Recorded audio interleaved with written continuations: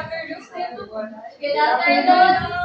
Good afternoon, teacher. Si Karon, akong istoryahan about sa 16 hats ng ingon ni Jefferson, which is i-present siya ni Edward de Bono in 1985. So, familiar mo sa story nga katong Three Little Pigs and the Wolf? Yes. Story, teacher. Yes. The story mo ba na din na? Story. Okay, summary na lang sa story kayo kasi isang prato to sa aming tumalit na. Ura man, no? So, ang story ato dayon, ang naay isa ka mama sa isang ka ground and then naa siya'y 3 ka pigs. Kaya kay dagko naman ang mga pigs, ni ana ang mama na, pwede na mo maglayas. Pwede na mo manginabuhi-uhin yung sa gawas sa atong pagkakalay. So, moto, naglakaw na ang tulo ka pigs. Tapos, pag-abot sa naas sila nakita ang land, nagsabot ito ang 3 ka pigs.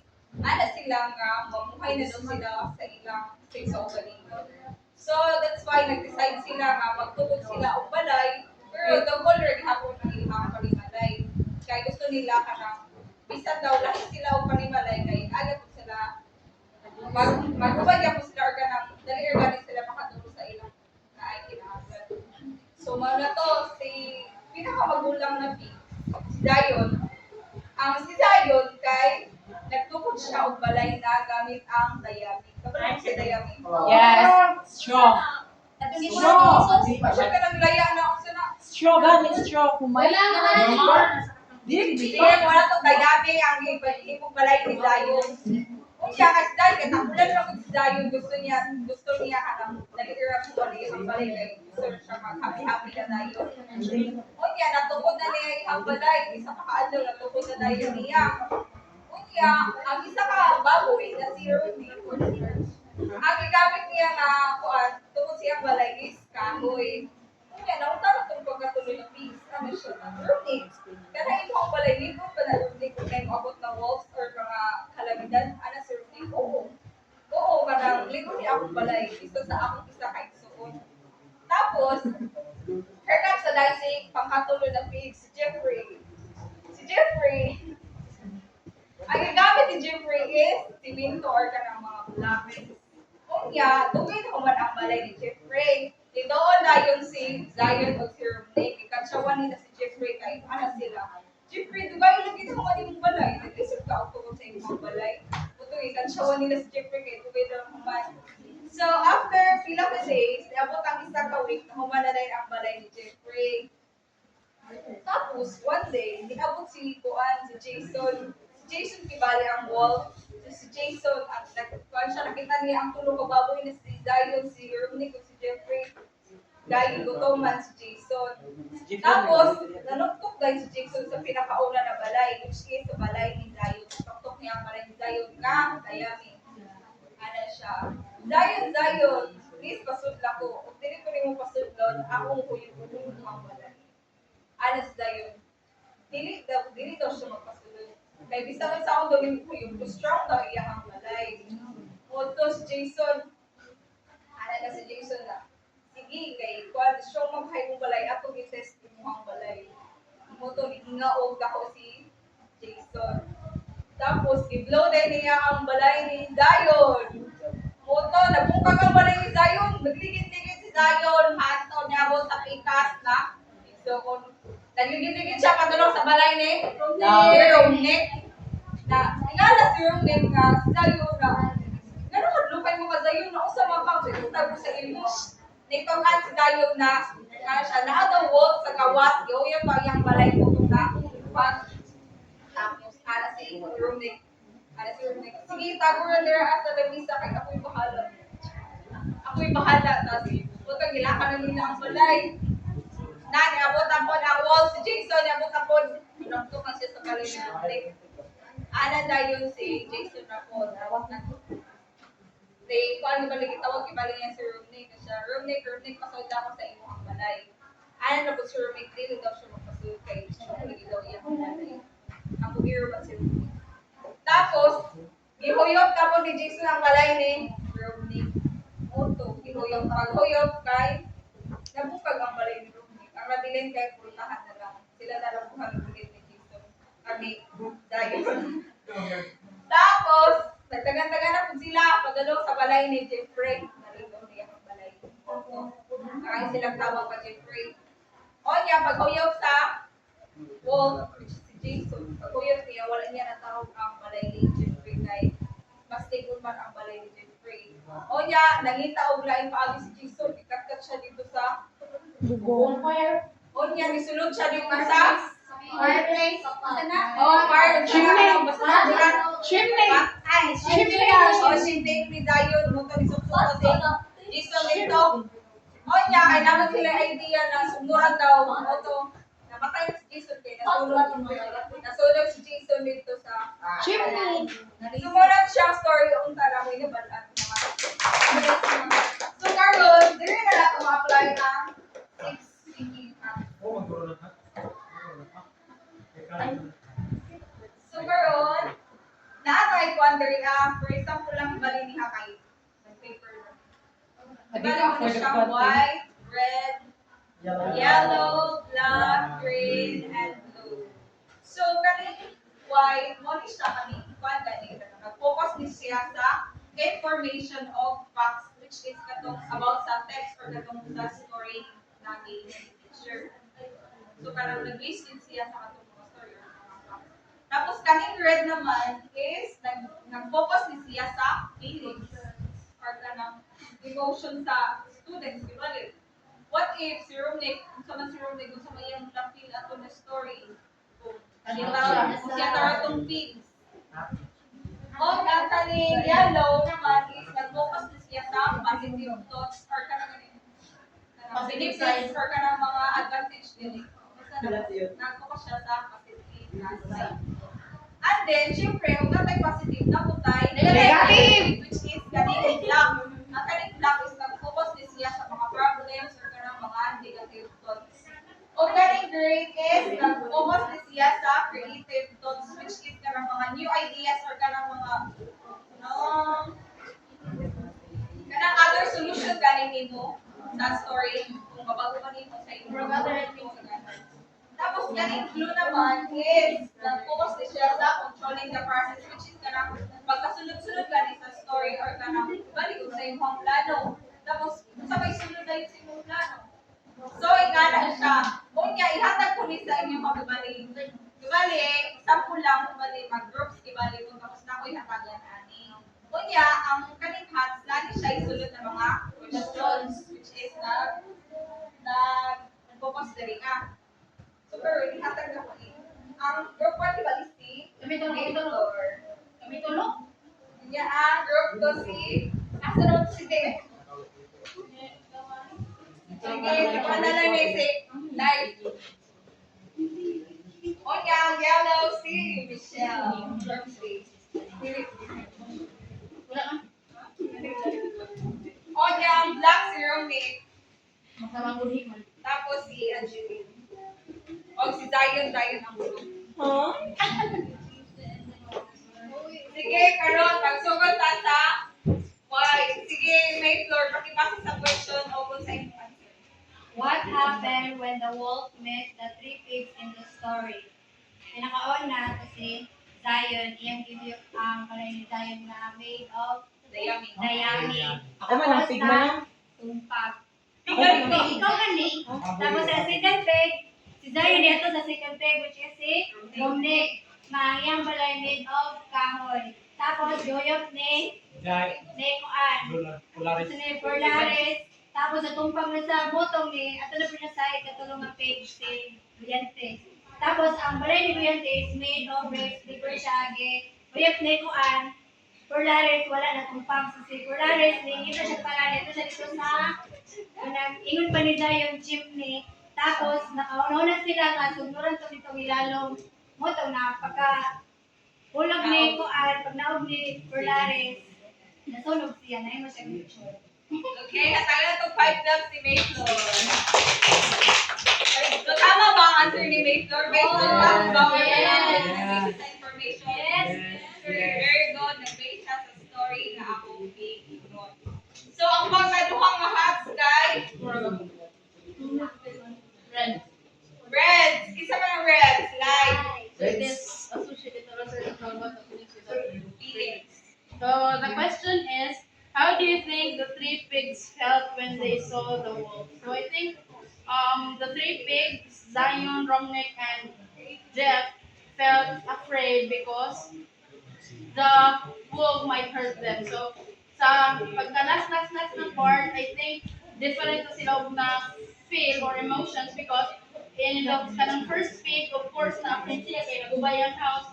The second pig, the same way sa kung saan na-feel sa first pero ang last pig kay he might, ato siya, o he might feel kanang brave during that time because nakakita man siya og kanang possible solution kung saan niya nga dili makasulod ang wolf sa ilahang house or sa ilahang bricks house. So I think mo to ang na-feel sa three pigs when they saw the wolf. Okay. Give 5 laps to life. Correct. Tama yung denied nga. The feel daw is mixed emotion, which is the first is na-afraid or na-unlock sila kung mga baboy. So, and then suddenly, na-feel na din nila na brave and that too. So, ang pagkatuloy na hats is yellow. Si Michelle. The question is, what good lesson can we learn from how the three pigs handled the wolf? So, the good lesson is dapat matyaga ka o well prepared ka, especially sa mga challenges na ikaw i-face. Kaya unlike kung hindi mo i-face ang challenges na ana sa imuha, di ba? Hindi siya mag-work. So, kaya pag imuha sa mga pig na ilahang nangita silang way na masolve nila lang problem like sa pagkuhan sa pig sa wolf or sila sila itong gidagkutan. Chimney. Para Okay, yung wolf. Chimney. Okay, give 5 laps to Michelle. 1, 2, 3, 4, 5. Correct. Ang ito ni Michelle, di ba, ang hats, ang yellow hats is nag-focus siya sa positive notes. Positive notes lang, ito ni Michelle. Yes! Very good. Positive notes. So, ang pagkawat na hat, guys, black grenade. The mistake and the problem. Pink malayawan ng So, based on the story of those one big family, is that the mistakes that we can found or we can find in the story is that it revolves on the brothers, the big brothers, and the Katong boss, which is the Jason. Firstly,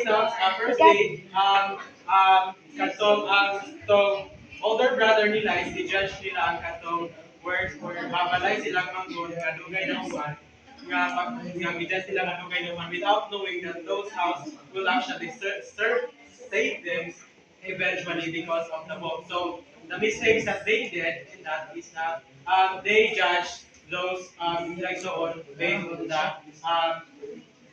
on the what they see or what they know, not knowing in that deep blue sea. So it means that they judge the book because of its cover. So meanwhile, sa katong wolf, ang mistake na nagawa sa wolf is that the wolf is kanang nanggulo siya sa mga pigs, which is not good.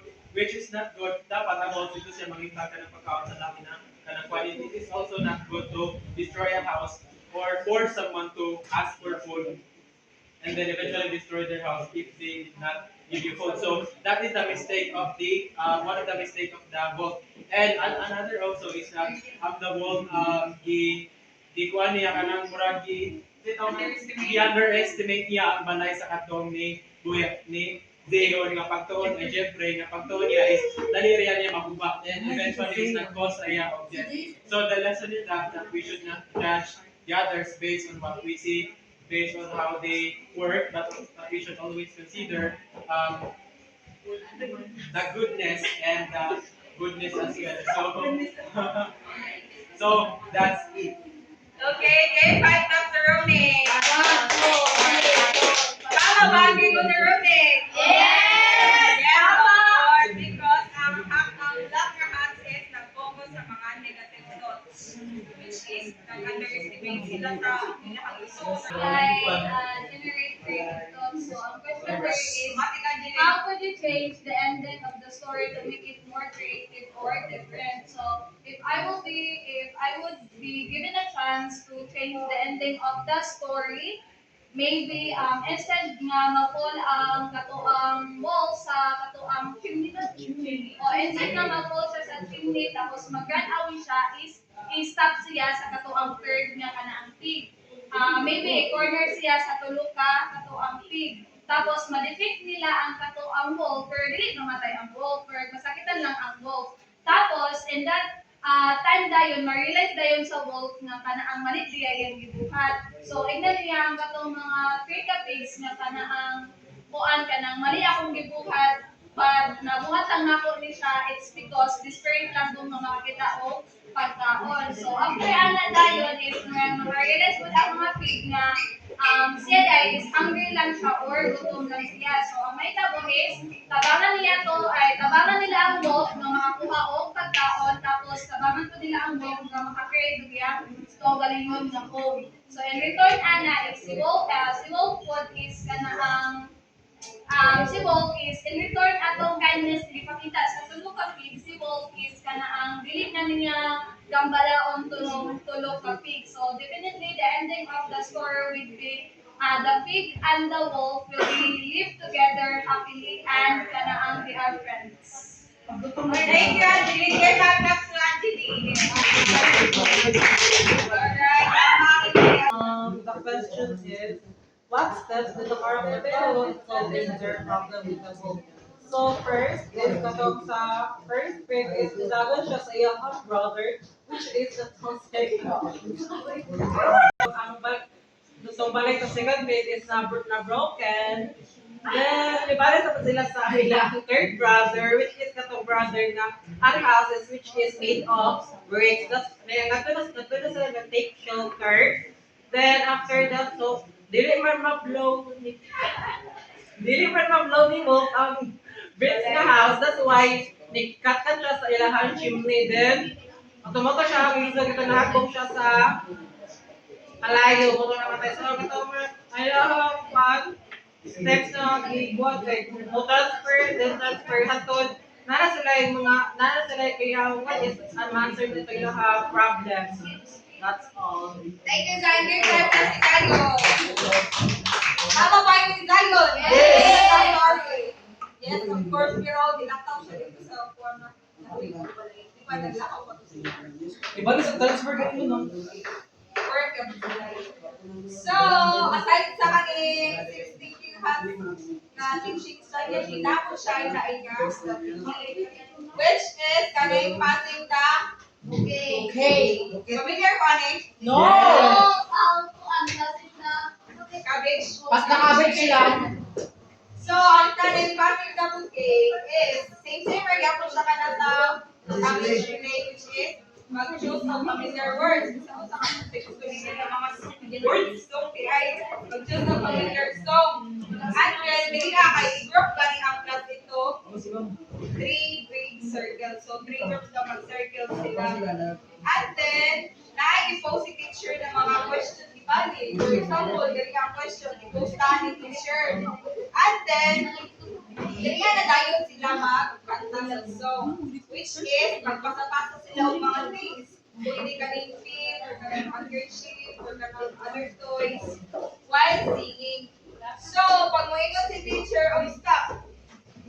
Siyempre, stop tayo na katong pasa-pasa.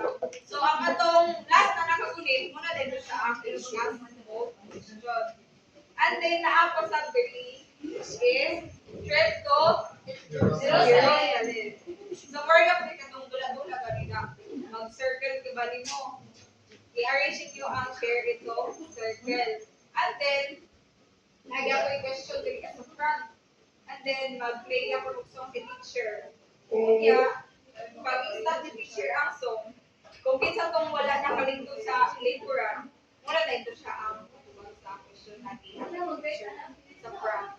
Sunod, mag-try mo na pag-mobile. Karon day. Ayan, day. So, next naman is question from screen. More nga po ni Shao ka na spin the wheel. Which is, nag-create si teacher of critical question na nasa wheel ni Bali. Tapos, i-discuss pa na ni teacher karang mga question nila kung sa'yo masabot, or sa nila kung sa'yo kinahanglan nila answer. Tapos, di ba, paghatag mo si teacher o mga numbers ng class, for example, 1, 0, 2, yan ang balik. O niya, di ba, mangita, salita ko galing kayo na magtawag si teacher o volunteer. Di ba, mayin ko, number 2, traffic front. So, mali sir, next na, front. Tapos, siya bali ang mag-speak sa wheel. Tapos, kung asa mo, one wheel mo, tulot. Moto siya na question, niya ang answeran. So, that would be all my part. Thank you.